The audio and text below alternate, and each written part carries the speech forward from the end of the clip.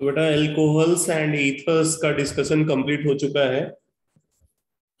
अगर आपने जो लास्ट लेक्चर मैंने शेयर किया था उसको देख लिया होगा तो देख लिया है उस लेक्चर को।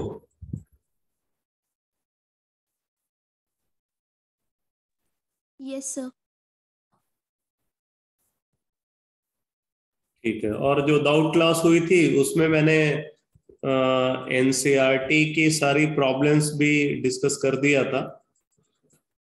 ठीक है। अभी मैं करनाल स्टूडेंट से बात नहीं कर रहा हूँ, कुरुक्षेत्र के जो स्टूडेंट्स हैं मैंने एनसीईआरटी के सारे डाउट्स भी ले लिए थे एल्कोहल एंड ईथर के। तो अब मैं नेक्स्ट टॉपिक स्टार्ट करने जा रहा हूँ, बायोमॉलिक्यूल्स। ठीक है। टर्म 1 का जो आपका सिलेबस है उसमें ये लास्ट चैप्टर है, बायोमॉलिक्यूल्स।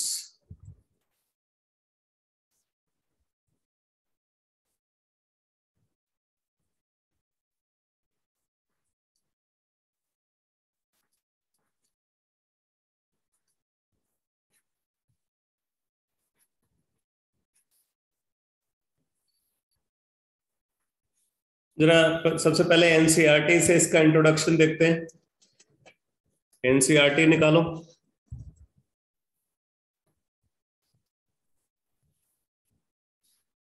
तो देखो यहाँ पे बोल रहा है कि a living system grows, sustains and reproduces itself.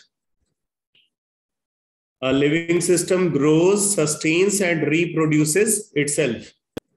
The most amazing thing about a living system is that it is composed of non-living atoms and molecules. तो बोल रहा है कि जो लिविंग सिस्टम है वो किससे बना है? नॉन लिविंग एटम्स और मॉलिक्यूल से बना है। The pursuit of knowledge of what goes on chemically within a living system falls in the domain of biochemistry. तो बोल रहा है कि जो लिविंग सिस्टम में जो भी केमिस्ट्री इन्वॉल्व है उसको हम बायोकेमिस्ट्री के फॉर्म में पढ़ते हैं। Living systems are made up of various complex biomolecules like carbohydrates, proteins, nucleic acids, lipids etcetera. इन सब का डिस्कशन जो है वो बायोमॉलिक्यूल्स में आता है।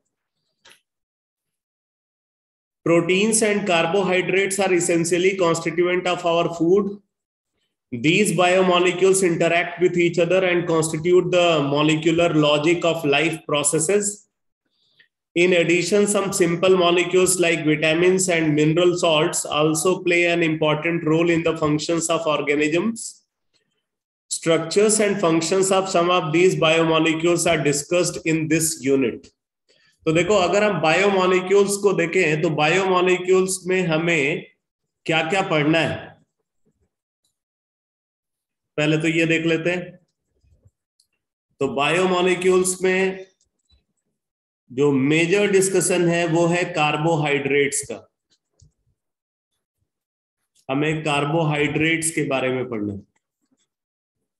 ठीक है। लगभग आप समझ लो कि 50% सिलेबस जो है ना, नहीं 50 तो 40% तो बोल ही सकते हो, 50% सिलेबस जो है वो कार्बोहाइड्रेट्स के फॉर्म में है बायोमॉलिक्यूल्स का। इसके बाद फिर हमें पढ़ना है यहाँ पे प्रोटीन्स के बारे में। प्रोटीन्स, ठीक है। प्रोटीन्स लगभग आप मान करके चलो कि 30% के अप्रॉक्स डिस्कशन जो है वो प्रोटीन्स का है। और यही एग्जाम में इनसे क्वेश्चन के पूछे जाने की पॉसिबिलिटी भी रहती है इसी रेशियो में। ठीक है। और फिर उसके बाद आता है विटामिन्स का डिस्कशन। ठीक है। विटामिन्स है और हमें यहाँ पे पढ़ना है न्यूक्लिक एसिड्स के बारे में। न्यूक्लिक एसिड्स आप मान करके चलो कि 10 to 15% सिलेबस जो है वो न्यूक्लिक एसिड के फॉर्म में है और वही 5 to 10% जो है वो विटामिन्स।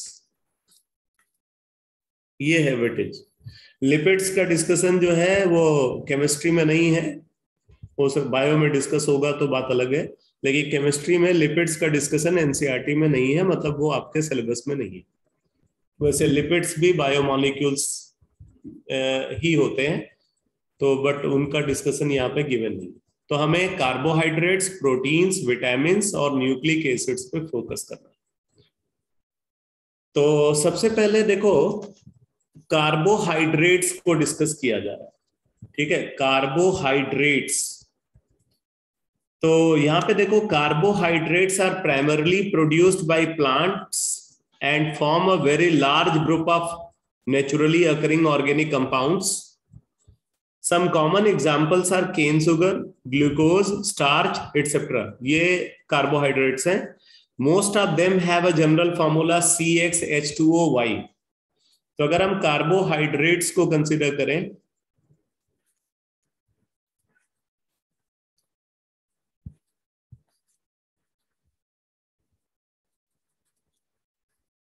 ठीक है, कार्बोहाइड्रेट्स इनका जनरल फॉर्मूला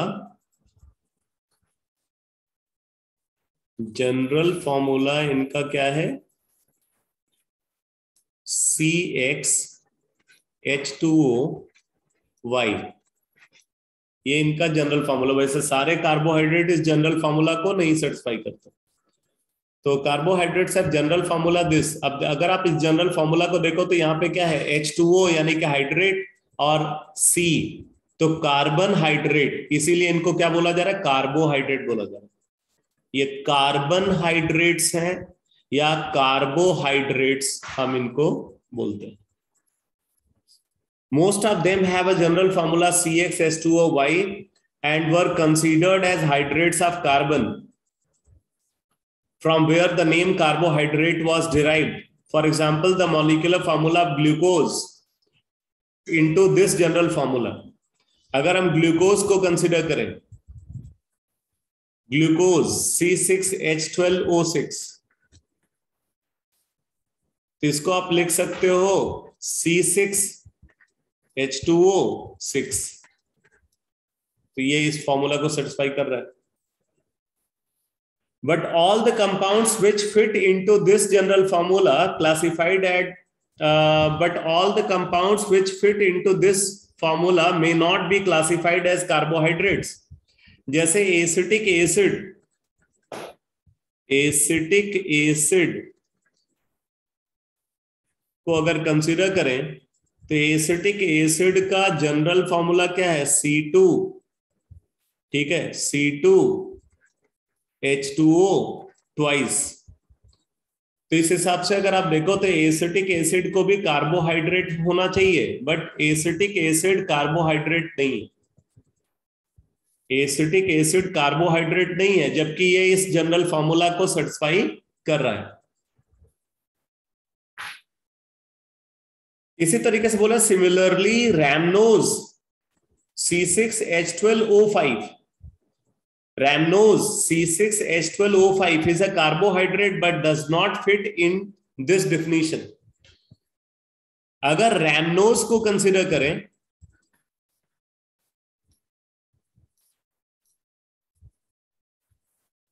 तो रैमनोज का जो फॉर्मूला है वो क्या है भाई, C6H12O5 यानी कि C6H2H2O5, ये है फॉर्मूला. अब अगर आप देखो C6H2H2O5 तो ये कार्बोहाइड्रेट नहीं है, इसको आप कार्बोहाइड्रेट नहीं बोल सकते इस जनरल फॉर्मूला के करस्पॉन्डिंग, क्योंकि यहाँ पे कार्बन के साथ साथ हाइड्रोजन भी है. तो rhamnose is a carbohydrate but it does not fulfil this general formula. Acetic acid is not a carbohydrate, though it fulfills this general formula. तो एसिटिक एसिड जनरल फॉर्मूला को फुलफिल करता है, फिर भी वो कार्बोहाइड्रेट नहीं है. रैमनोज इस जनरल फॉर्मूला को फुलफिल नहीं करता, उसके बावजूद भी वो कार्बोहाइड्रेट है. ये एक्सेप्शन है. इसका मतलब है कि कार्बोहाइड्रेट आप सिर्फ उन्हीं को नहीं बोल सकते जो इस जनरल फॉर्मूला को सेटिस्फाई करते हैं. तो ये ओल्ड डिफिनीशन है, जो मॉडर्न डिफिनीशन कार्बोहाइड्रेट की है वो नीचे गिवन। बोले a large number of their reactions have shown that they contain specific functional groups. Chemically, the carbohydrates may be defined as, ये definition है carbohydrates की। आप definition लिख सकते हो, लिख लो definition, carbohydrates की definition लिखो, लिखो optically active, optically active, optically active polyhydroxy carbonyl compound, optically active polyhydroxy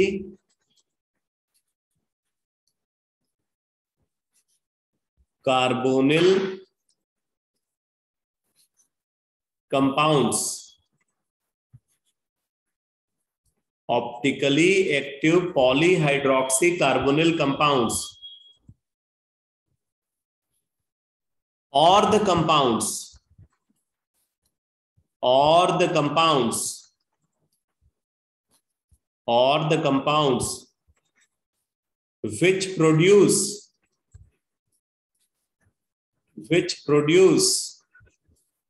such units after hydrolysis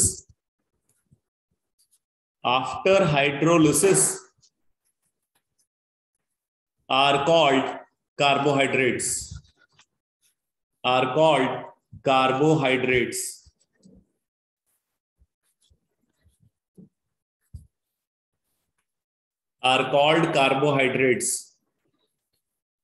अगर आप इस डिफिनीशन को देखो तो इस डिफिनीशन में बोला जा रहा है कि जितने भी कार्बोहाइड्रेट्स है वो क्या होने चाहिए, ऑप्टिकली एक्टिव होने चाहिए और उनको पॉलीहाइड्रोक्सी कार्बोनिल कंपाउंड होना चाहिए।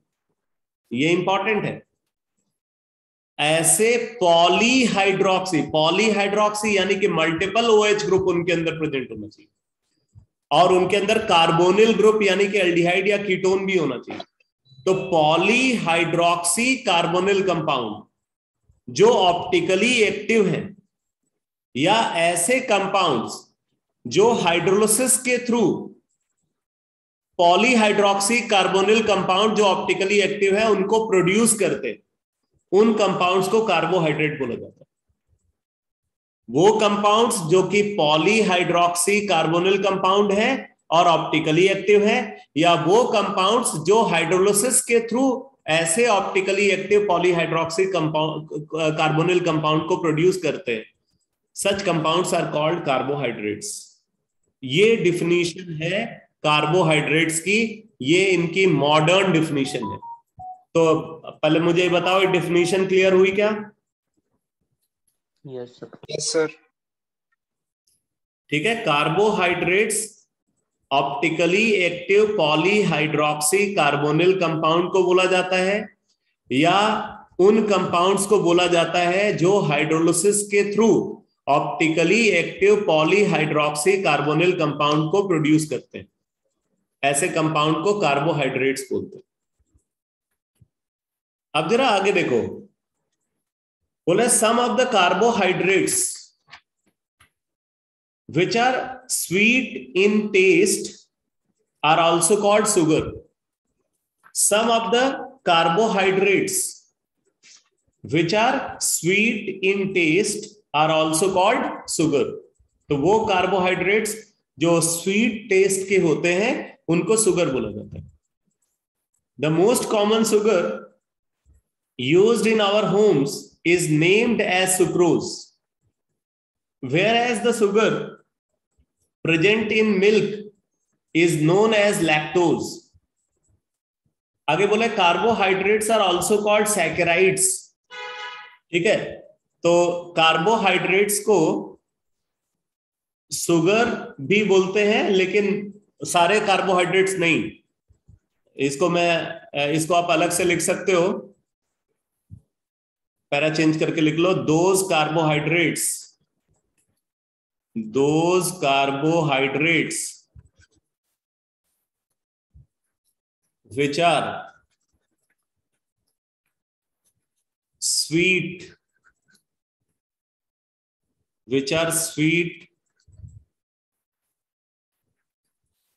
in taste,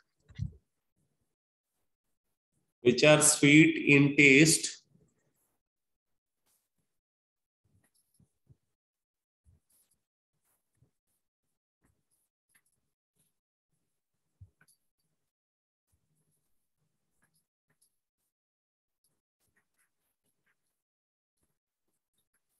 are also called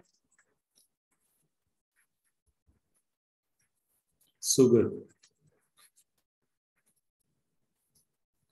ठीक है, और क्या बोल रहे हैं? और बोल रहे हैं कि they are also called saccharides, also called saccharides. ठीक है, इनको सैकराइड्स भी बोला जाता है। सैकराइड्स वर्ड जो है कहां से आया बता रहा है, सैकरॉन। सैकरॉन का मतलब होता है शुगर, ग्रीक वर्ड है, तो उससे ये सैकराइड टर्म है। अब इसके बाद देखो कार्बोहाइड्रेट्स का क्लासिफिकेशन गिवन, ठीक है, क्लासिफिकेशन ऑफ कार्बोहाइड्रेट्स।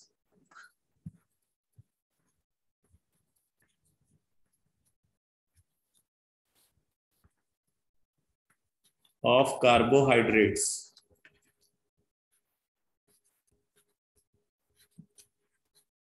देखो यहां पे बोले carbohydrates are classified on the basis of their behaviour on hydrolysis. Hydrolysis के थ्रू, हाइड्रोलिसिस के बाद जो इनका बिहेवियर ऑब्जर्व होता है, मतलब हाइड्रोलिसिस के मीन टाइम जो इनका बिहेवियर ऑब्जर्व होता है, उसके बेसिस पे हम इनको 3 कैटेगरी में डिवाइड करते हैं। तो आप नोट कर लो, लिखो depending upon their behaviour, depending upon their behavior during hydrolysis, depending upon their behavior during hydrolysis, depending upon their behavior during hydrolysis,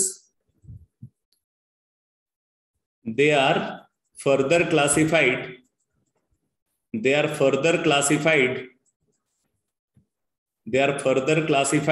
into following 3 categories.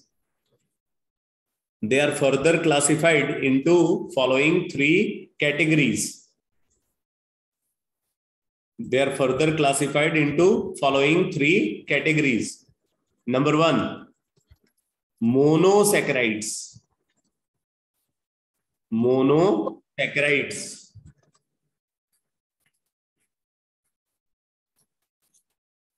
Monosaccharides उन कार्बोहाइड्रेट्स को बोला जाता है जो फर्दर हाइड्रोलाइज नहीं होते, जो हाइड्रोलिसिस के मीन टाइम फर्दर सिंप्लीफाई नहीं होते।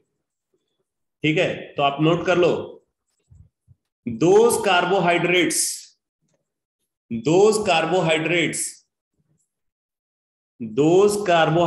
which cannot be hydrolyzed further, which cannot be hydrolyzed further to give simpler polyhydroxy carbonyl compounds,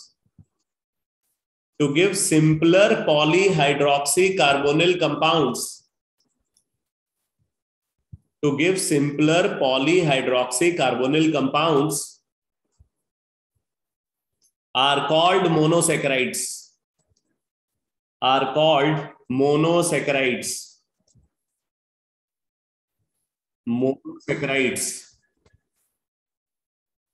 आगे लिखो there exist 20 naturally occurring monosaccharides. There exist 20 naturally occurring monosaccharides. There exist 20 naturally occurring monosaccharides. Nature में कुल मिलाकर के बोल रहे हैं कि 20 मोनोसेकेराइड्स ऑब्जर्व होते हैं। There exist 20 naturally occurring monosaccharides. एक और बात आप यहां पे नोट करो जो बहुत इंपॉर्टेंट है, इसको हाईलाइट करके लिखना। लिखो ऑल मोनोसेकेराइड्स, ऑल मोनोसेकेराइड्स, ठीक है, all monosaccharides are reducing sugar, बहुत इंपॉर्टेंट पॉइंट है। All monosaccharides are reducing sugar, ठीक है, सारे मोनोसेकेराइड्स रिड्यूसिंग शुगर होते हैं। अब रिड्यूसिंग शुगर का क्या मतलब है, अभी मैं इसको ये क्लासिफिकेशन के बाद बताता हूं आपको, ठीक है। कुछ एग्जांपल लिख लो मोनोसेकेराइड्स में, लिख लो फॉर एग्जांपल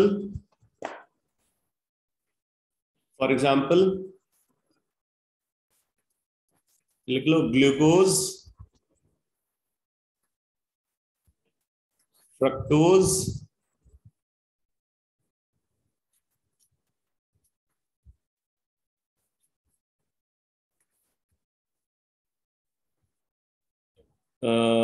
गैलेक्टोज, गैलेक्टोज, ठीक है। इसी तरीके से mannose, mannose, ribose, arabinose, etcetera, ये सब मोनोसेकेराइड्स है। Glucose, fructose, galactose, mannose, ribose, arabinose, ये जो है मोनोसेकेराइड्स हैं। और कोई भी मोनोसेकेराइड हो वो हमेशा रिड्यूसिंग शुगर का एग्जाम्पल होता है, ये इंपॉर्टेंट है। सेकेंड क्लासिफिकेशन लिखो oligosaccharides, oligosaccharides,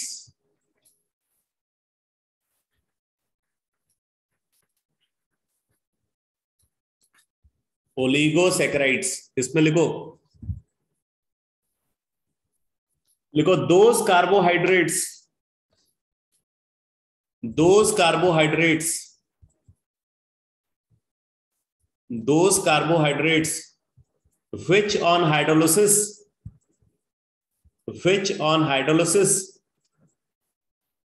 those carbohydrates which on hydrolysis produces, which on hydrolysis produces 2 to 10 monosaccharide units, 2 to 10 monosaccharide units, 2 to 10 monosaccharide units are called oligosaccharides, are called oligosaccharides, oligosaccharides, ठीक है। अब इसमें आप note कर लो, they are further classified, they are further classified as disaccharides, disaccharides, trisaccharides, tetrasaccharides, etc., tetrasaccharides, etc., if they produce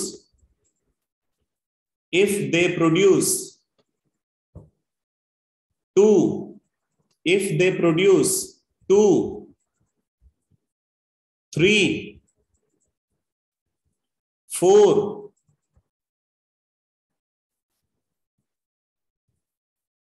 monosaccharides, 2, 3, 4, etc., etc., monosaccharides respectively on hydrolysis, respectively on hydrolysis.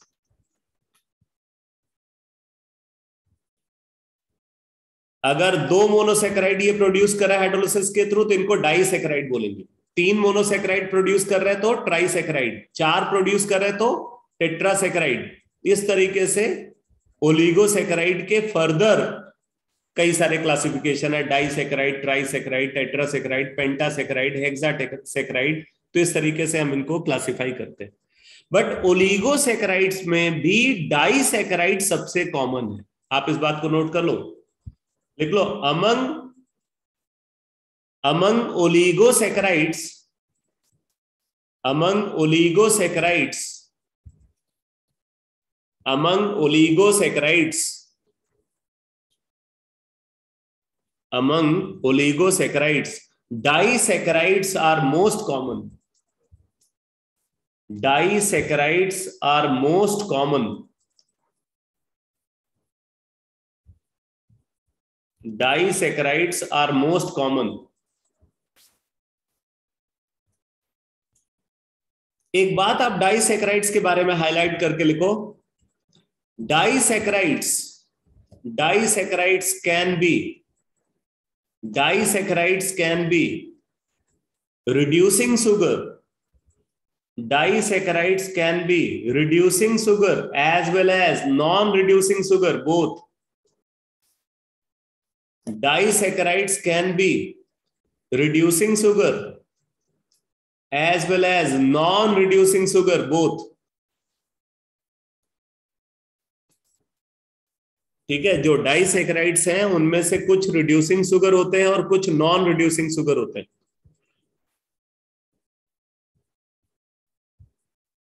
अब जैसे आप यहां पे लिख लो, for example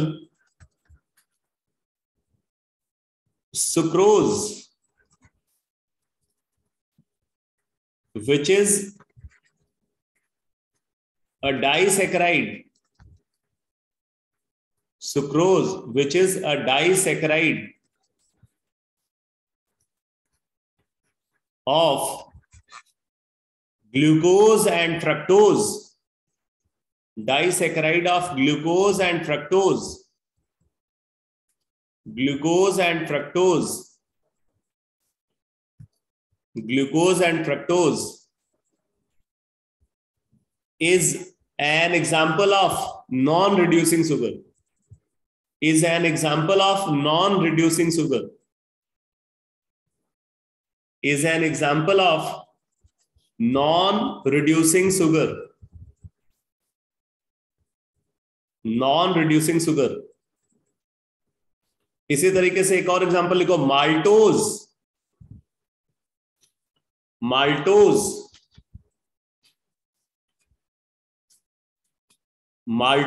which consists of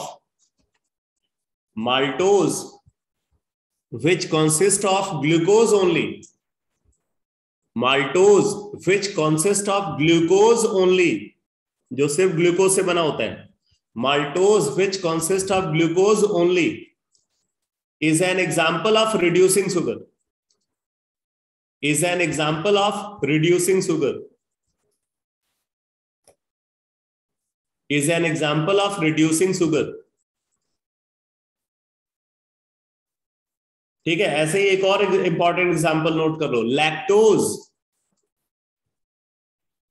जो कि milk में प्रेजेंट होता है. Lactose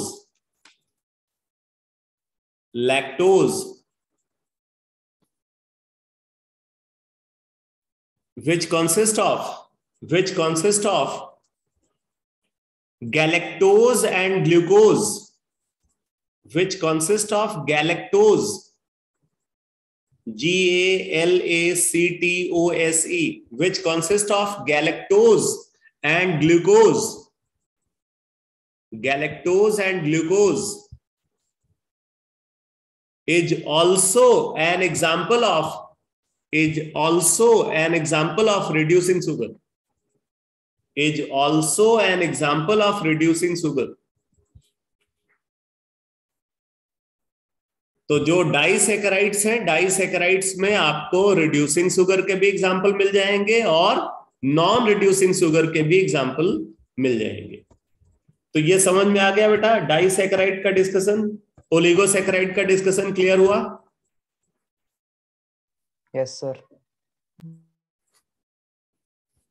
yes sir. ठीक है, फिर उसके बाद यहां पे तीसरा क्लासिफिकेशन आता है, third classification, polysaccharides.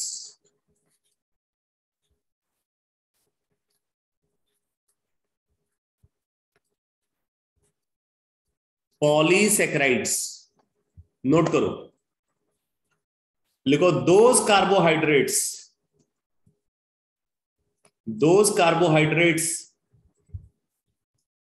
which on hydrolysis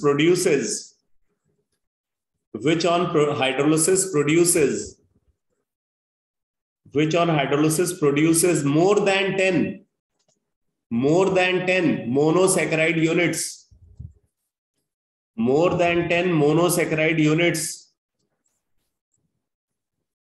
are called polysaccharides.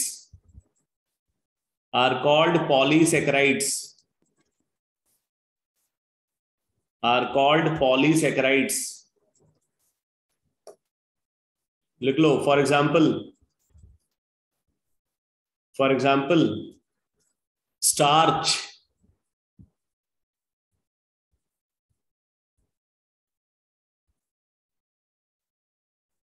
किसकी बात कर रहे हो? 1 से 10 मॉलिक्यूल फॉर्म होते हैं।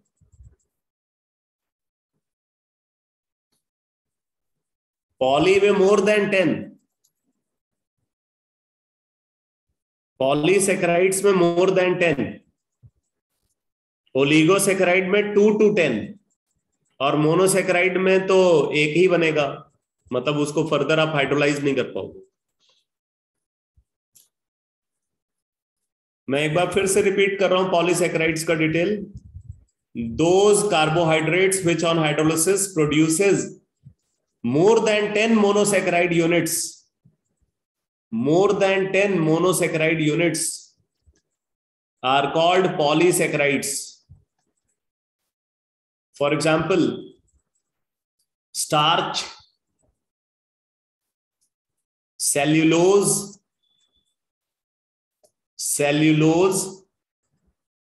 glycogen, gums, etcetera. तो ये सब पॉलीसैकेराइड्स हैं।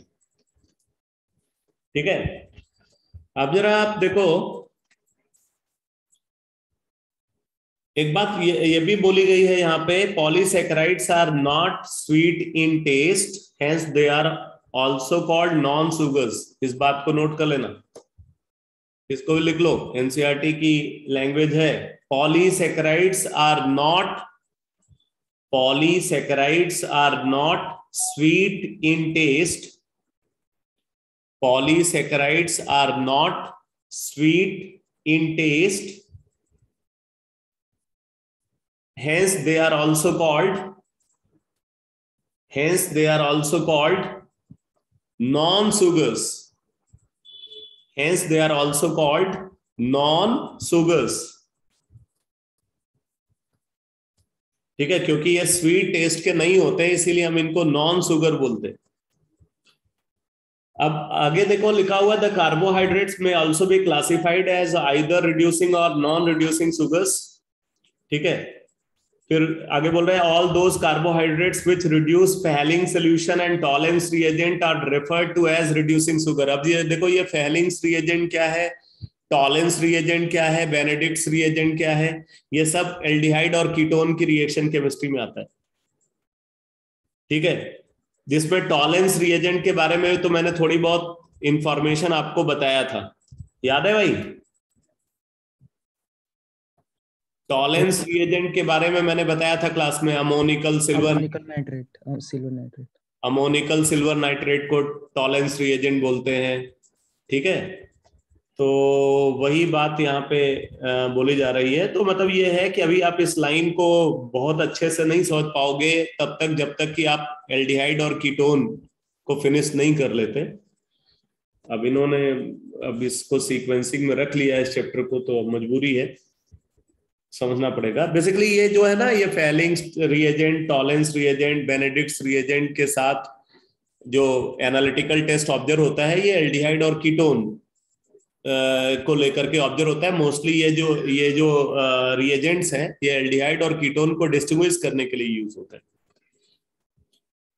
तो यहां पे बोल रहे हैं कि all those carbohydrates which reduce Fehling solution and Tollens reagent are referred to as reducing sugar. All monosaccharides whether aldose or ketose are reducing sugar. भी ये लाइन मैंने लिखवाया भी था कि सारे मोनोसेक्राइड्स रिड्यूसिंग शुगर होते हैं। तो आप यहां पे लिख लो reducing and non reducing sugar. Heading note करो, reducing and non reducing sugar.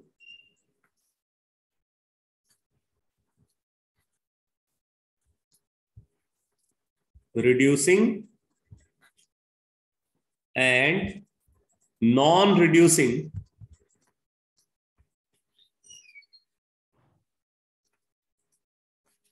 sugar।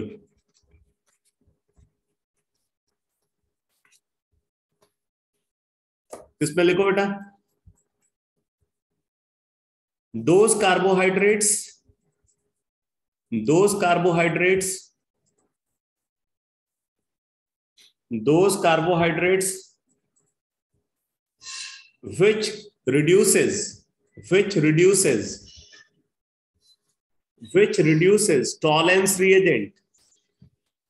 which reduces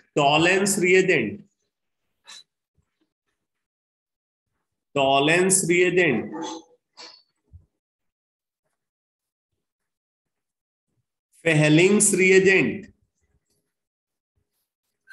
Fehling's reagent and Benedict's reagent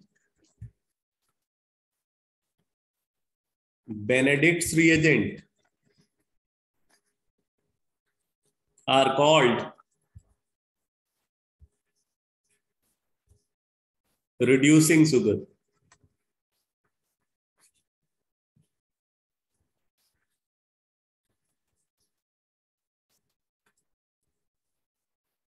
लिख लो whereas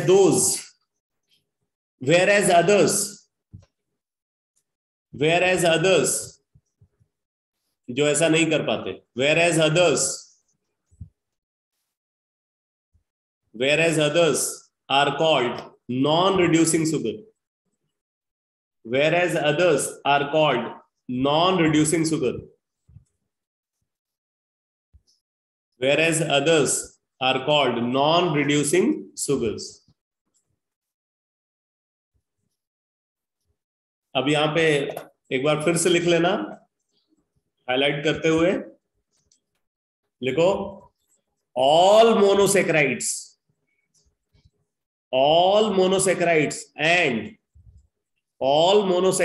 and some disaccharides, all monosaccharides and some disaccharides are example of reducing sugar,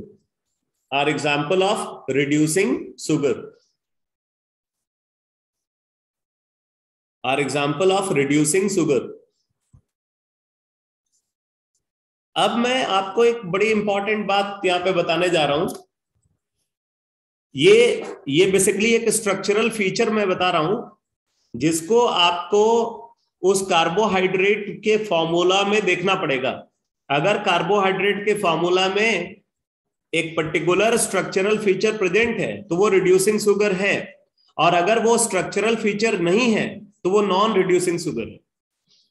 ठीक है, तो आप note करो, लिखो para change करके, those carbohydrates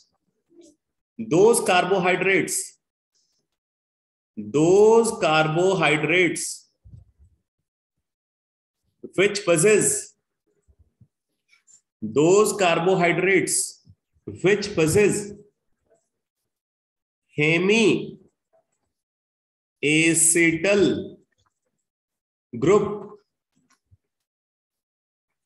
those carbohydrates which possess hemiacetal group on anomeric carbon ये anomer term मैंने ऑप्टिकल आइसोमेरिज्म बताया हुआ है।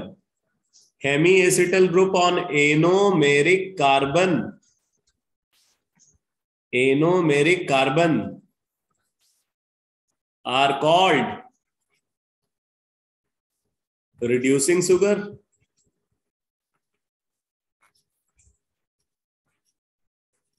reducing sugar लिखो, whereas those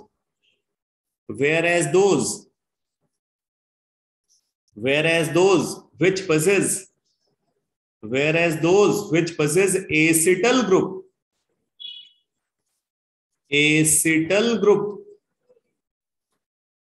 on anomeric carbon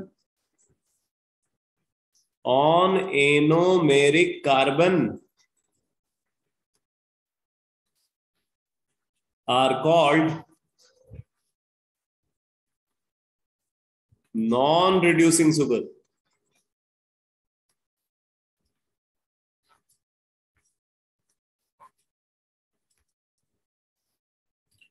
अगर आप ये रिकॉल नहीं कर पा रहे हो एनोमर का कॉन्सेप्ट, ठीक है, तो आप अपना नोट्स देख लेना ऑप्टिकल आइसोमेरिज्म का, उसमें एपीमर्स और एनोमर्स को मैंने डिस्कस किया है। एपीमर्स और एनोमर्स को एक साथ डिस्कस किया है, तो उसमें एनोमेरिक कार्बन क्या होता है वो भी स्पेसिफाई किया हुआ है कि कौन से कार्बन को एनोमेरिक कार्बन बोलते हैं। बाकी ये हेमी एसिटल ग्रुप क्या होता है और एसिटल ग्रुप क्या होता है, ये अभी आपने लास्ट चैप्टर में देखा था, एल्कोहल में ये डिस्कस हुआ है, हेमी एसिटल ग्रुप और acetal group. Hemi acetal group क्या होता है, बोलते हैं कि अगर किसी कार्बन के ऊपर OH ग्रुप और OR ग्रुप प्रेजेंट है, एक कार्बन पे अगर OH और OR प्रेजेंट है तो इसको हेमी एसिटल बोलते हैं। ये हेमी एसिटल बोला जाता है। ऐसा जो ग्रुप होता है ना, ये एसिडिक मीडियम में भी अनस्टेबल होता है और एल्कलाइन मीडियम में भी अनस्टेबल होता है, हेमी एसिटल ग्रुप। और अगर एक कार्बन पे OR ग्रुप प्रेजेंट है, इसको एसिटल ग्रुप बोलते हैं, एसिटल ग्रुप। और ये जो एसिटल ग्रुप होता है ना, ये एसिडिक मीडियम में तो अनस्टेबल होता है बट एल्कलाइन मीडियम में स्टेबल होता है। Acetal is stable in alkaline medium but unstable in acidic medium. ठीक है, ये एल्कलाइन मीडियम में स्टेबल है बट एसिडिक मीडियम में अनस्टेबल। अभी जो मैंने आपको रिएजेंट बताया था, Tollens reagent, Fehling's reagent, Benedict's reagent, ये सब एल्कलाइन मीडियम में जो है मतलब इन रिएजेंट्स को यूज किया जाता है। इसलिए अगर एसिटल होगा ना तो एसिटल जो है एसिटल ही बना रहेगा, स्टेबल रहेगा। लेकिन अगर हेमी एसिटल होगा तो हेमी एसिटल उन रिएजेंट्स की प्रेजेंस में जो है ये वापस उस कार्बोनिल कंपाउंड में कन्वर्ट हो जाता है, यानी कि मोनोसैकेराइड में कन्वर्ट हो जाएगा, जिससे इसका फॉर्मेशन हुआ, उस मोनोसैकेराइड में कन्वर्ट हो जाएगा जिससे इसका फॉर्मेशन हुआ है। और अगर वो मोनोसैकेराइड में कन्वर्ट हुआ तो आपको पता है कि सारे मोनोसैकेराइड जो है वो रिड्यूसिंग शुगर होते हैं। इसलिए जो है मतलब हेमी एसिटल ग्रुप होने पे रिड्यूसिंग शुगर है और एसिटल ग्रुप होने पे नॉन रिड्यूसिंग शुगर है। तो कुछ आइडिया लग रहा है इस बात का, कौन रिड्यूसिंग शुगर है, कौन सा नॉन रिड्यूसिंग शुगर है? Yes sir.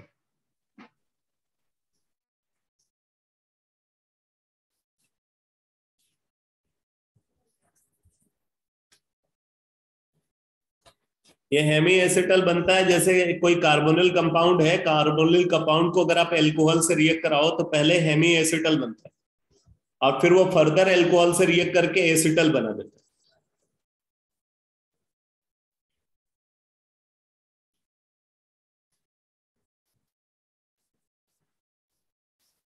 अब देखो, इसके बाद मोनोसैकेराइड्स का क्लासिफिकेशन को डिस्कस कर रहे हैं, तो अब आप हेडिंग नोट करो, क्लासिफिकेशन ऑफ मोनोसैकेराइड्स।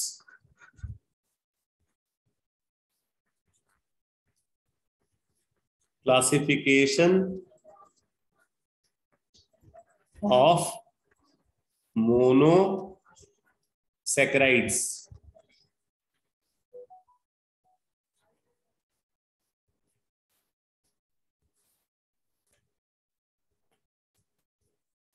इसमें लिखो लिखो they are further classified into two categories. They are further classified into two categories. They are further classified into two categories.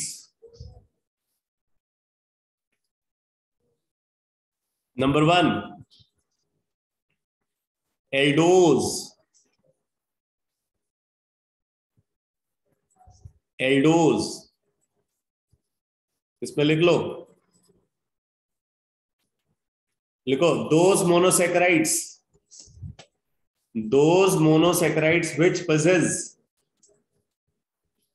those monosaccharides which possess aldehydic functional group.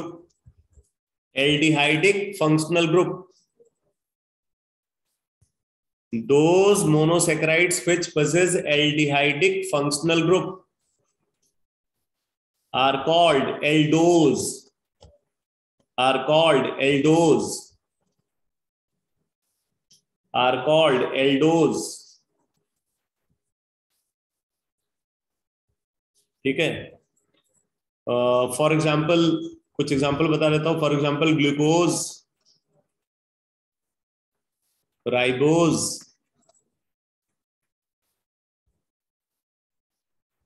Galactose,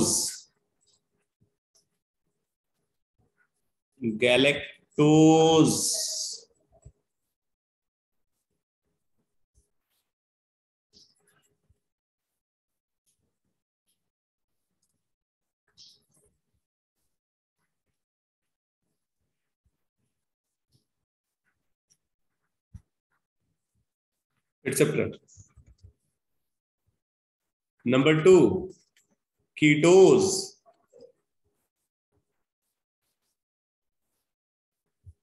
इसमें लिखो those monosaccharides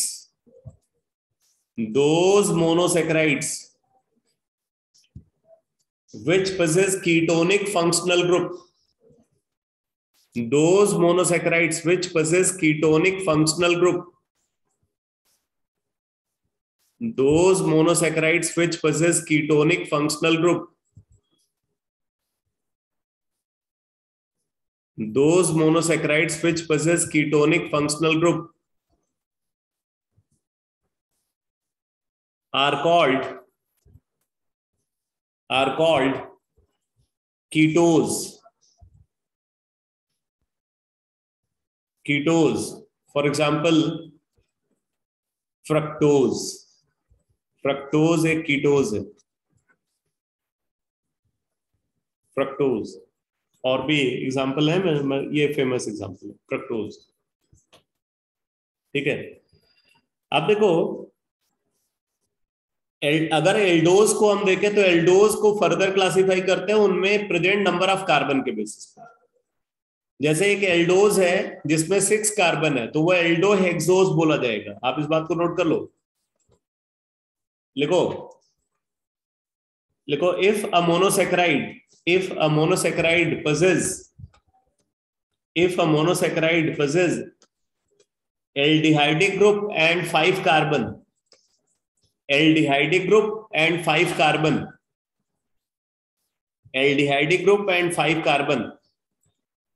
then it is called aldopentose.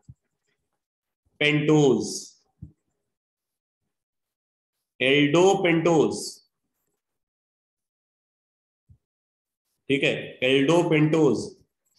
For example ribose जो होता है इसमें aldehydic group होता है और 5 carbon होते हैं। ठीक है। Arabinose etcetera. ठीक है। इसी तरीके से लिखो if it possesses aldehydic group and 6 carbon, if it possesses aldehydic group and 6 carbon, then it is called aldohexose. Aldohexose, ठीक है, aldohexose. For example, glucose, galactose,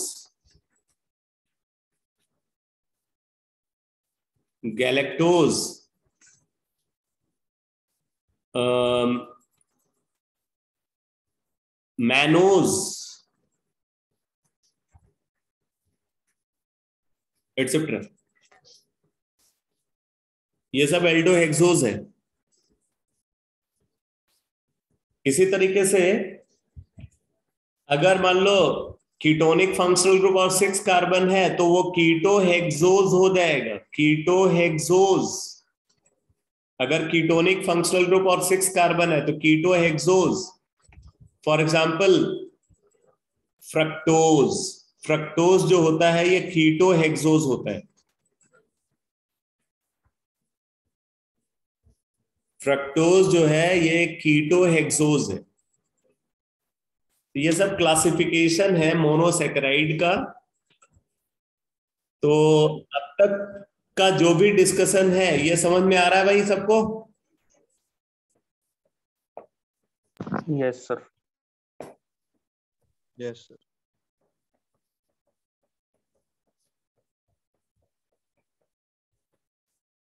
अगर एक बार फोकस्ड तरीके से आप इन सारी बातों को समझ लोगे ना तो आपको आगे चल करके ना नोट्स को रिवाइज करने की जरूरत नहीं पड़ेगी. सिर्फ कुछ सिलेक्टेड इंफॉर्मेशन होगी जिसमें क्रैमिंग इन्वॉल्व है, सिर्फ आपको उसको देखना पड़ेगा.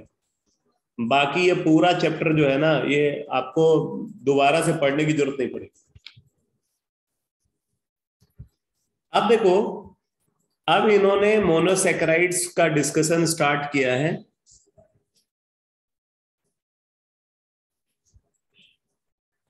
कौन सा एसिड भाई? Atonic acid. ये क्या होता है एटॉनिक एसिड? क्या होता है भाई? कहाँ पढ़ लिया तूने एटॉनिक एसिड? ऑप्टिकल आइसोमेरिज्म में बताया था सर आपने. ऑप्टिकल आइसोमेरिज्म में क्या बताया था? सर ग्लूकोज को कोल्ड HNO3 के साथ सर रिएक्ट करती है, फिर उसमें OH और H की पोजीशन चेंज हो जाती है, बाकी सब कुछ सेम ही रहता है. एटॉनिक एसिड नहीं होता है हीरो, एल्डोनिक एसिड होता है. एल्डोनिक एसिड बोलते हैं उसको. तो वो तो उसका ऑक्सीडाइज्ड डेरिवेटिव है, वो कार्बोहाइड्रेट थोड़ी है. कार्बोहाइड्रेट तो पॉलीहाइड्रोक्सी कार्बोनिल कंपाउंड बोलते हैं. जब उसके अंदर एसिडिक फंक्शनल ग्रुप आ गया तो कहां से कार्बोहाइड्रेट रहा? वो तो उसका ऑक्सीडाइज्ड डेरिवेटिव है.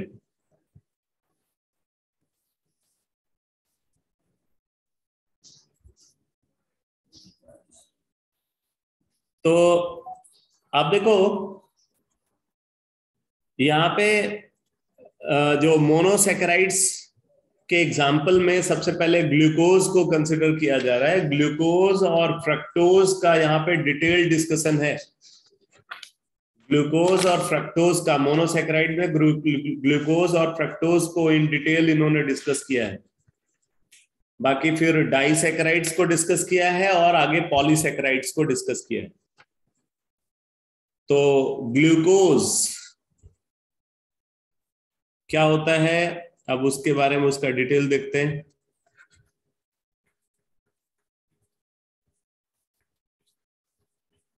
बोले glucose occurs freely in nature as well as in the combined form. ये नेचर में फ्री फॉर्म में भी मिलता है और कंबाइंड फॉर्म में भी मिलता है. ठीक है, कंबाइंड फॉर्म में अगर देखें तो कंबाइंड फॉर्म में ग्लूकोज जो है वो सुक्रोज के अंदर प्रेजेंट है, माल्टोज के अंदर प्रेजेंट है, लैक्टोज के अंदर प्रेजेंट है, स्टार्च में प्रेजेंट होता है, सेल्यूलोज में प्रेजेंट होता है. तो ये कंबाइंड फॉर्म में भी एग्जिस्ट करता है और फ्री फॉर्म में भी एग्जिस्ट करता है. मतलब एक इंडिपेंडेंट मॉलिक्यूल के फॉर्म में भी ये एग्जिस्ट करता है. तो glucose occurs freely in nature as well as in the combined form. It is present in sweet fruits and honey. Ripe grapes also contain glucose in large amounts. It is prepared as follows. तो अब इसका preparation method जो है यहाँ पे discuss कर रहे हैं। जैसे इसको सुक्रोज से प्रोड्यूस कर रहे हैं, सुक्रोज यानी कि केन शुगर। तो बोल रहा है कि if sucrose is boiled with dilute HCl और H2SO4 in alcoholic solution, glucose and fructose are obtained in equal amounts. तो अगर सुक्रोज को डाइल्यूट HCl और H2SO4 के साथ एल्कोहलिक सोल्यूशन में, ठीक है, बॉयल करते हैं तो ग्लूकोज और फ्रक्टोज का फॉर्मेशन होता है इन इक्वल अमाउंट। बाकी आप इसको सुक्रोज को हाइड्रोलाइज कर दो इनवर्टेज की प्रेजेंस में, तब भी ग्लूकोज और फ्रक्टोज बन जाता है। ठीक है, तो इसका method of preparation, method of preparation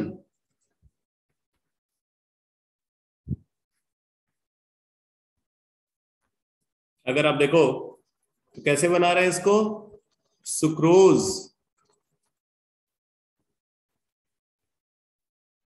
ये साथ में आपको लिखना पड़ेगा क्योंकि इसी मॉलिक्यूलर फॉर्मूला के करस्पॉन्डिंग माल्टोज भी एग्जिस्ट करता है। सुक्रोज, सुक्रोज को हाइड्रोलाइज कराया, ठीक है, डाइल्यूट HCl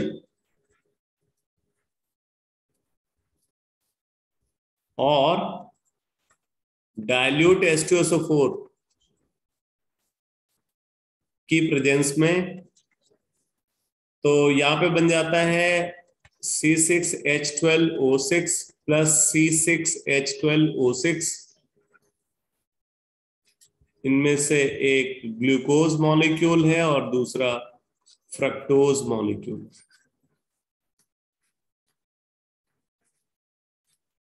एक तरीका ये है। दूसरा तरीका ये है कि सुक्रोज लिया,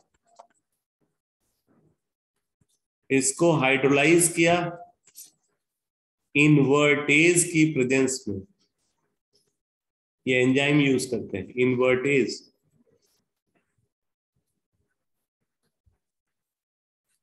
तो यहां पे बन जाता है ग्लूकोज और फ्रक्टोज।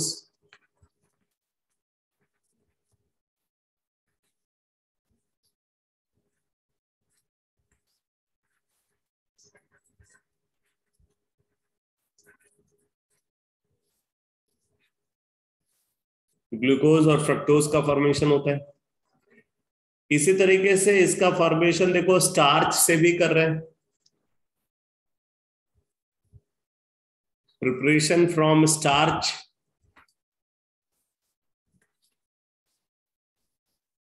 तीसरा मेथड, तो अब देखो यहां पे यूज किया स्टार्च को C6H10O5N, स्टार्च लिया और स्टार्च को हाइड्रोलाइज कर दिया। ठीक है, बोल रहा है कि कॉमर्शियली ये लार्ज स्केल पे ग्लूकोज को बनाने का मेथड है। यहाँ पे बोल रहा है कि ये स्टार्च भी हो सकता है और सेल्यूलोज भी हो सकता है, दोनों का general formula same, internal structure में डिफरेंस होता है, स्टार्च और सेल्यूलोज। इसको हाइड्रोलाइज कर रहे हैं तो commercially glucose is obtained by hydrolysis of starch और cellulose by boiling it with dilute H2SO4। ठीक है, डाइल्यूट H2SO4 के साथ इसको बॉयल करते हैं। ठीक है, 393 केल्विन टेम्परेचर यानी कि 120 degree centigrade temperature and 2 to 3 atmosphere pressure. तो इससे बन जाता है glucose.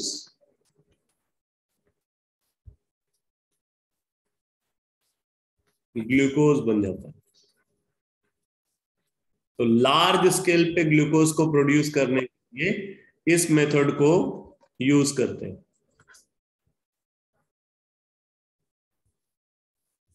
Third method. Fourth method है स्टार्च हमने कंसिडर किया,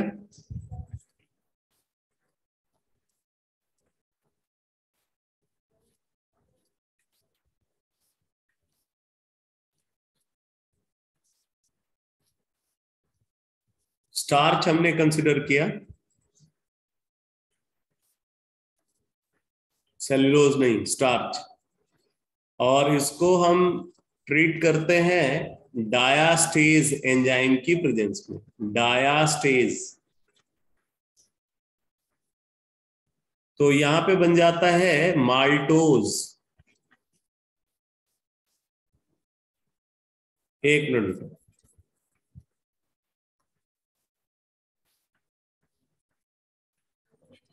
माल्टोज बन जाता है, ठीक है, माल्टोज।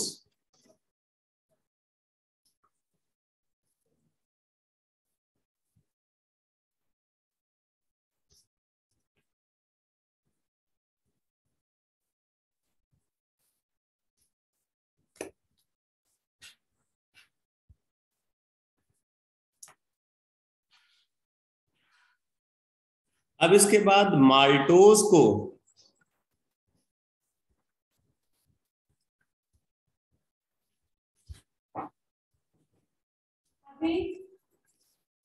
हाइड्रोलाइज करते हैं माल्टेज की प्रेजेंस में, माल्टेज की प्रेजेंस में इसको हाइड्रोलाइज करते हैं। तो यहां पे बन जाता है ग्लूकोज, ग्लूकोज बन जाता है।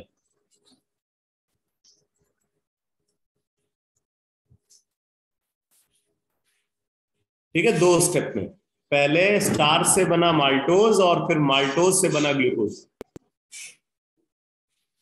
तो ये ग्लूकोज के फॉर्मेशन मेथड्स हैं।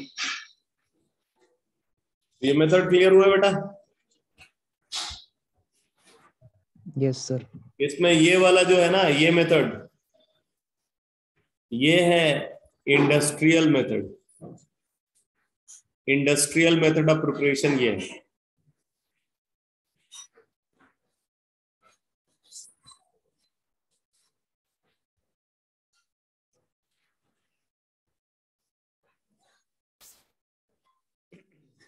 अब आगे देखो, ग्लूकोज की स्ट्रक्चरल एनालिसिस को डिस्कस कर रहे हैं। Structural analysis,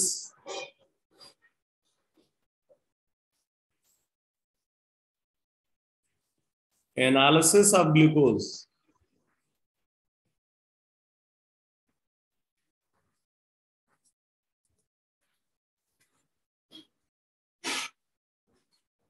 structural analysis of glucose. देखो यहां पे बोल रहे हैं कि glucose is an aldohexose. Glucose क्या है? एल्डोहेक्सोज है, and is also known as dextrose. Dextrose इसको इसलिए बोला जाता है क्योंकि ये प्लेन पोलराइज्ड लाइट को क्लॉकवाइज डायरेक्शन में रोटेट करता है।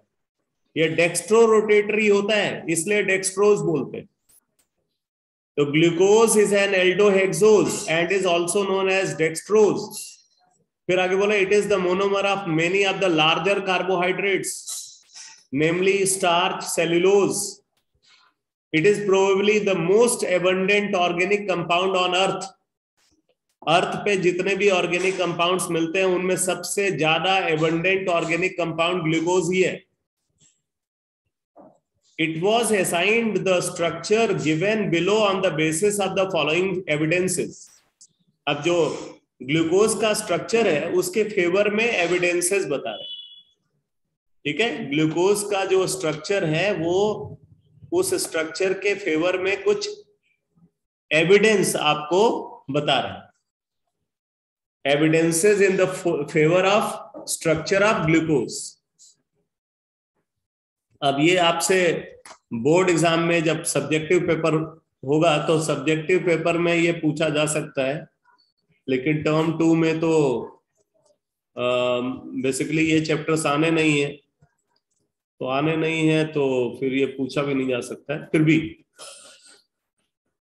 तो अब यहाँ पे बोल रहा है कि ग्लूकोज का मॉलिक्यूलर फॉर्मूला C6H12O6 है। अब ये C6H12O6 इसका जो मॉलिक्यूलर फॉर्मूला ये कैसे एस्टैब्लिश्ड होगा? ये मॉलिक्यूलर फॉर्मूला एस्टैब्लिश्ड होगा एलिमेंटल एनालिसिस से,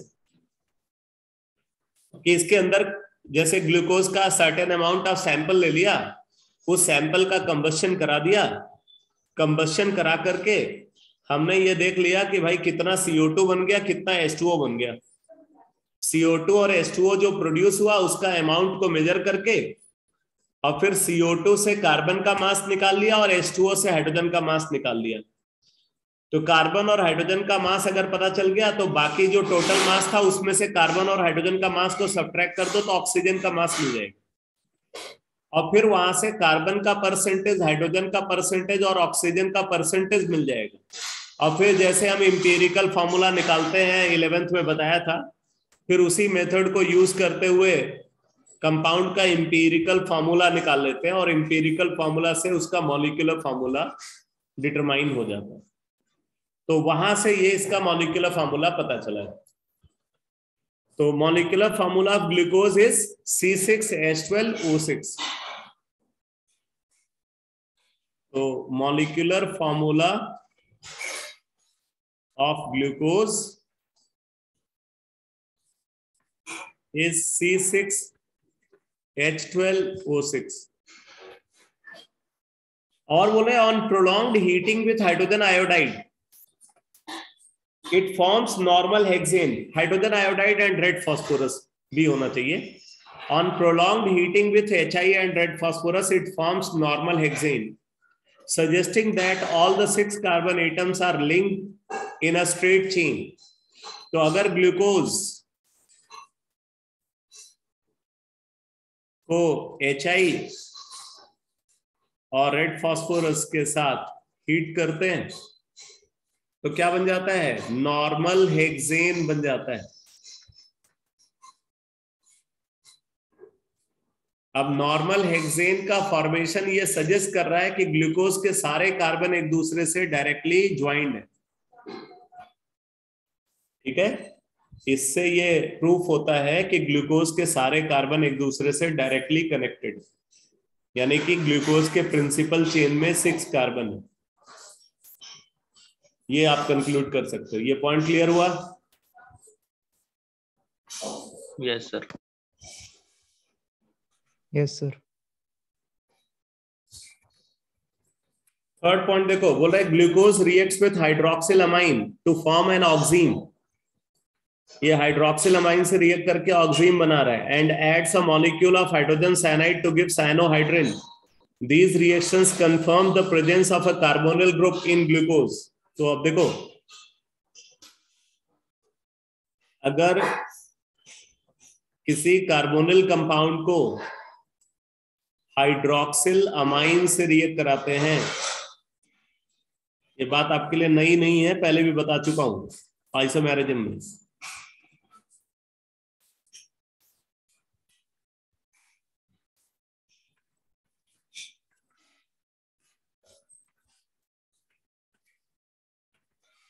इसको बोलते हैं ऑक्सीन। ठीक है, इसी तरीके से बोल रहे हैं कि अगर कार्बोनिल कंपाउंड को HCN से रिएक्ट कराएं तो बन जाता है साइनोहाइड्रिन। साइनोहाइड्रिन बोलते हैं इसको।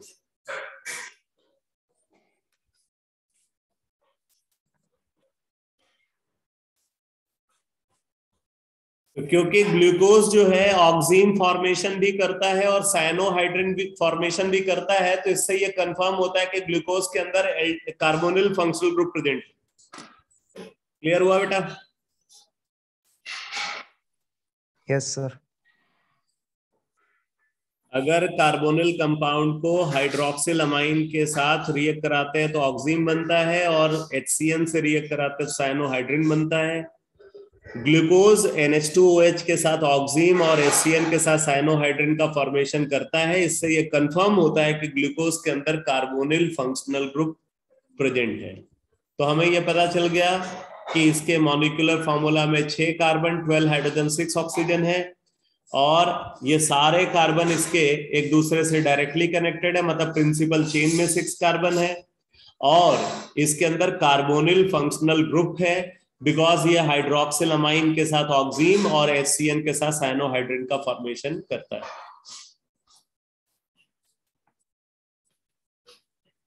अगला एविडेंस देखो, बोल रहा है glucose gets oxidised to 6 carbon carboxylic acid gluconic acid on reaction with a mild oxidising agent like bromine water.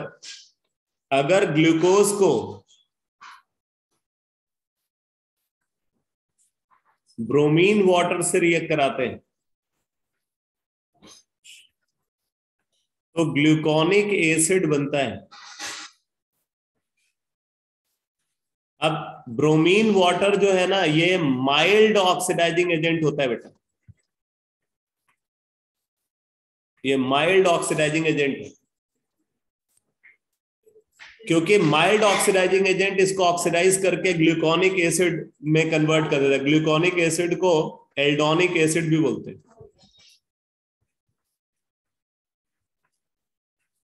Gluconic acid को एल्डोनिक एसिड भी बोलते हैं, ठीक है। तो इससे ये कंफर्म होता है कि this confirms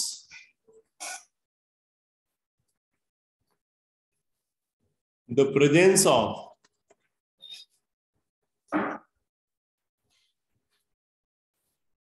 aldehyde group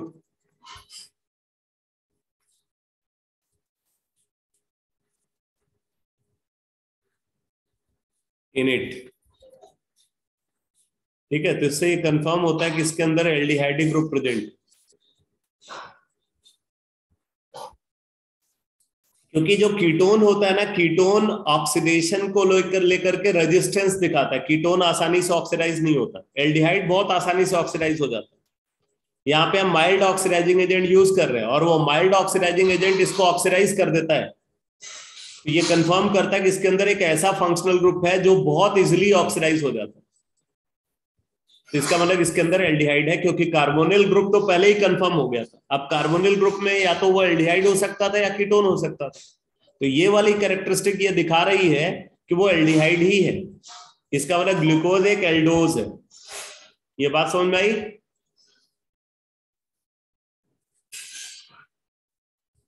yes sir.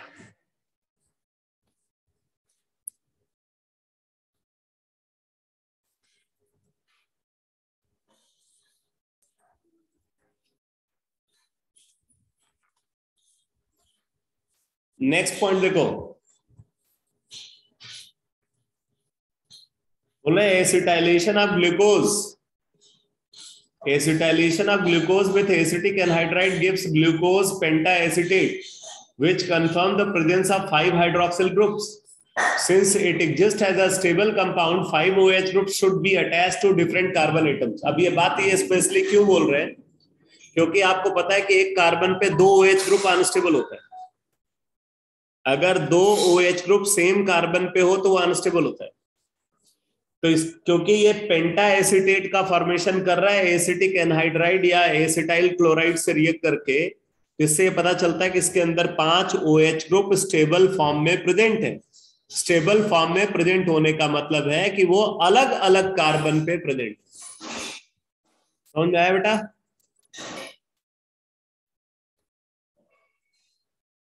Yes sir. Yes sir. तो ग्लूकोज जो है, अगर हम इसको एसिटाइल क्लोराइड के साथ और एसिटिक एनहाइड्राइड के साथ, एसिटिक एनहाइड्राइड के साथ ट्रीट करते हैं, एसिटाइल क्लोराइड के साथ या एसिटिक एनहाइड्राइड के साथ हम इसको ट्रीट करते हैं, तो यहाँ पे बन जाता है ग्लूकोज पेंटा एसिटेट, ग्लूकोज पेंटा एसिटेट, ठीक है। तो इसमें होता क्या है, जैसे एक एल्कोहल है, एल्कोहल को हमने एसिड क्लोराइड से रिएक्ट कराया इस तरीके से HCl रिमूव होकर के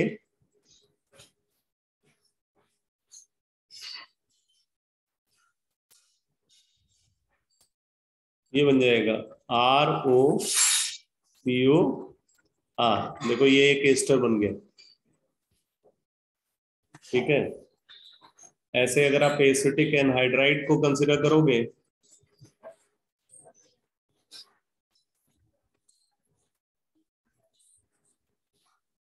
उसमें क्या होगा, ये यहाँ CH3 ले लिया, तो इसमें क्या होगा, ये जो CH3 सी डबल ओ है ये H यानी कि एसिटिक एसिड रिमूव हो जाएगा, यहाँ पे एसिटिक एसिड रिमूव हो जाएगा और ये बन जाएगा ROCOCH3, इसका फॉर्मेशन हो।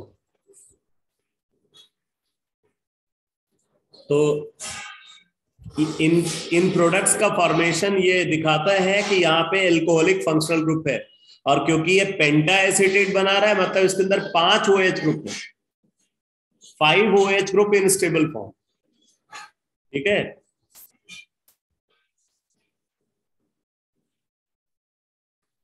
It contains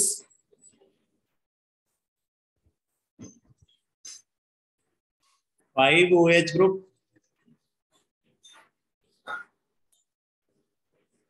in stable form। 5 OH group stable form में इसके अंदर प्रेजेंट है, ये कंफर्म होता है यहां से।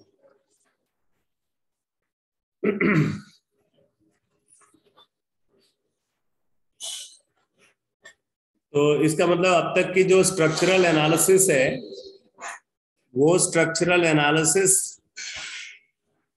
ये दिखाती है कि ग्लूकोज का स्ट्रक्चर ऐसा होना चाहिए।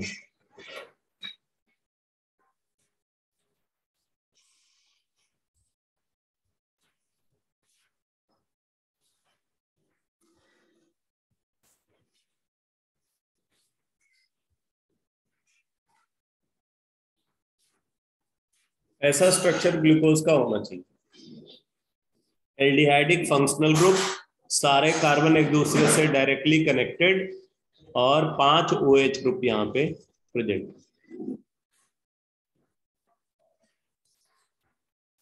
अब एक और बात देखो, 6th पॉइंट बोले कि ऑन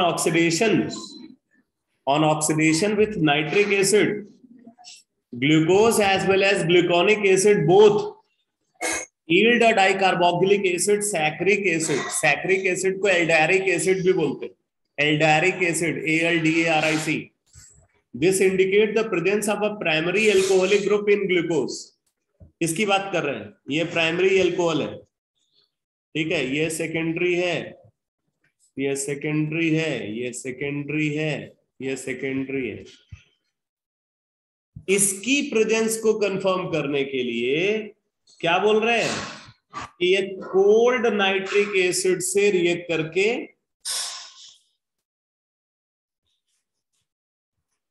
ये इंपॉर्टेंट है, कोल्ड नाइट्रिक एसिड से अगर हम इसको रिएक्ट कराते हैं तो ये बन जाता है बेटा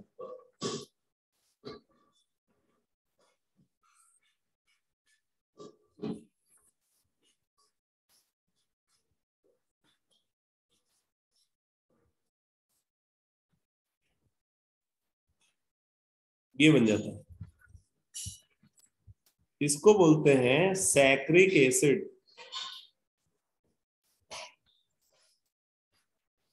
और एल्डारिक एसिड।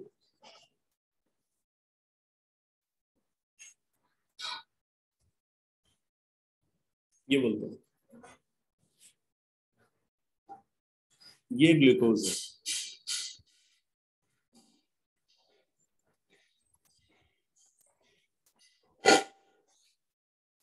यहां पे इंपॉर्टेंट ये है कि ग्लूकोनिक एसिड भी यही प्रोडक्ट बनाता है, ग्लूकोनिक एसिड भी सेम प्रोडक्ट का फॉर्मेशन करता है। अगर आप ग्लूकोनिक एसिड को देखो, डाइल्यूट HNO3 कोल्ड HNO3 के साथ, डाइल्यूट नहीं कोल्ड, अगर कोल्ड HNO3 के साथ इसको ट्रीट कर रहे हैं,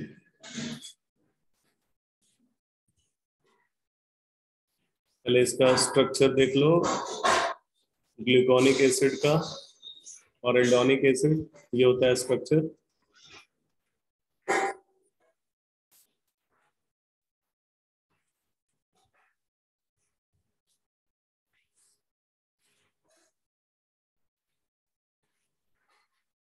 ये स्ट्रक्चर ग्लूकोनिक एसिड का।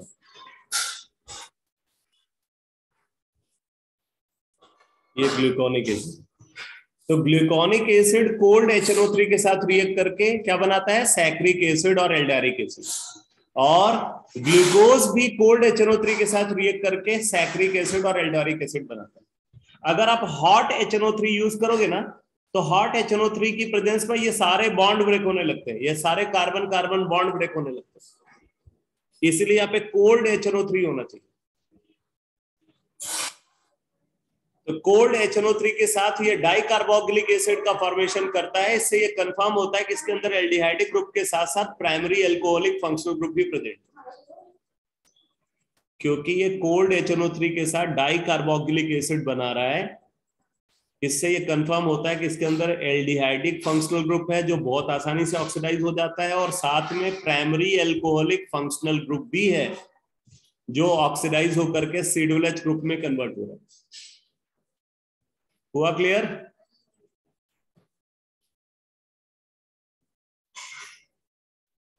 Yes sir. ठीक है, तो आप देखो ग्लूकोज का एक्चुअल स्ट्रक्चर। अब मैं एक बार स्ट्रक्चर बना देता हूं, उसको कैसे याद रखना है वो समझ लो, फिर क्लास को कंप्लीट करते हैं फटाफट। तो ग्लूकोज का स्ट्रक्चर देखो फिशर प्रोजेक्शन के टर्म्स में, करेक्ट फिशर प्रोजेक्शन जो है इसका, उसमें मोस्ट ऑक्सीडाइज कार्बन टॉप में होना चाहिए। 4 हॉरिजॉन्टल लाइन खींच दो, ठीक है, 4 हॉरिजॉन्टल लाइन। हॉरिजॉन्टल लाइन का इंटरसेक्शन विथ वर्टिकल लाइन ये कायरल सेंटर्स की प्रेजेंस को बताता है। इसका मतलब इसके अंदर 4 कायरल सेंटर है। इसमें जो थर्ड कायरल सेंटर है, अब नंबरिंग करके अगर आप देखो 1 2 3 4 5 6, ठीक है, जो थर्ड कायरल सेंटर है उसका OH होगा लेफ्ट हैंड साइड में, LHS। बाकी सारे OH होते हैं राइट हैंड साइड में। यहां पे ये याद रखने का तरीका है, बाकी जितने भी OH हैं वो राइट हैंड साइड में होंगे। थर्ड कार्बन का OH लेफ्ट हैंड साइड में होगा, सेकेंड, फोर्थ और फिफ्थ कार्बन का OH राइट हैंड साइड में होगा। बाकी हर कार्बन पे हाइड्रोजन है, और ऑब्वियसली यहां पे एक CH2OH होगा। This is the structure of glucose. याद रहेगा भाई? Yes sir. थर्ड कार्बन का OH लेफ्ट हैंड साइड में, बाकी सारे OH right hand side, glucose के लिए। अब अगर हम ग्लूकोनिक एसिड को कंसीडर करें, ग्लूकोनिक एसिड तो क्या है, CHO की जगह पे COOH आ जाएगा। बाकी सारा अरेंजमेंट सेम है,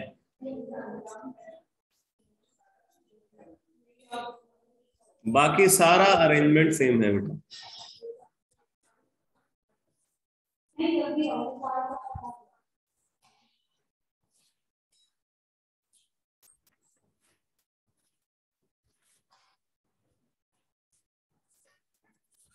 ये हो गया ग्लूकोनिक, ग्लूकोनिक और एल्डोनिक एसिड।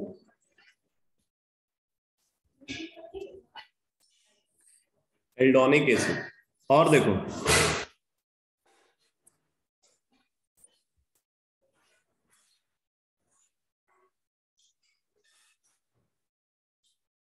यहां पे COOH ग्रुप और यहां भी COOH ग्रुप। बाकी बीच वाला अरेंजमेंट जो है ना वो सिमिलर है।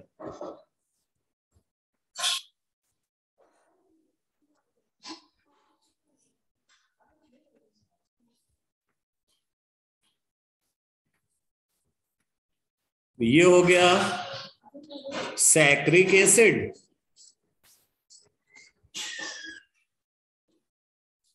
और एल्डेरिक acid.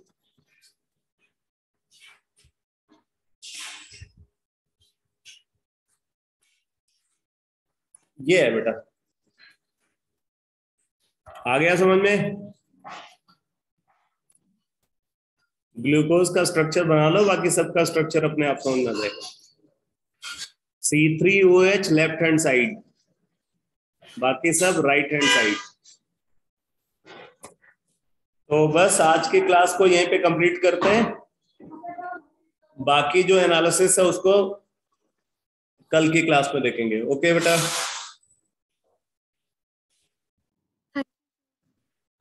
Thank you sir. Thank you sir.